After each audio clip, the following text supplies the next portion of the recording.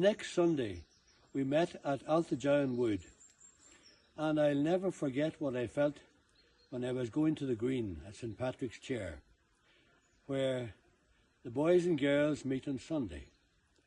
But there she was, the bright eyes dancing, with joy in her head to see me.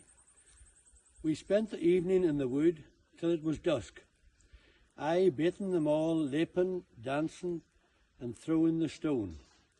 For by my song I thought I had the action of 10 men in me.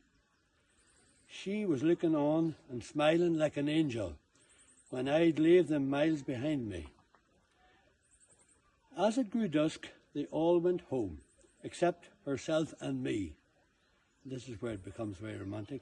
And a few more who maybe had something of the same kind in their mind, on hands.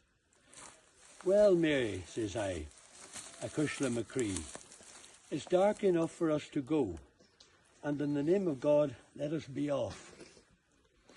The cratur looked into my face and got pale, for she was very young then. Shane, says she, and she trembled like an aspen leaf, I'm going to trust myself with you forever, forever, Shane Avornian. And her sweet voice broke into pretty murmurs as she spoke. Whether for happiness or sorrow, God he only knows.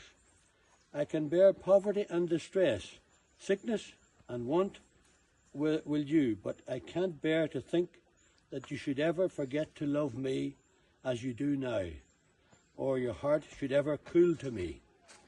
But I'm sure, says she, you'll never forget this night, and the solemn promises you made me before God and the blessed skies above us. We were sitting at that time under the shade of a rowan tree, and I had only one answer to make. I pulled her to my breast, where she laid her head and cried like a child with her cheek against mine. My own eyes weren't dry, although I felt no sorrow, but I will never forget that night, and I never will. He now paused for a few minutes, being too much affected to proceed. So that's the end.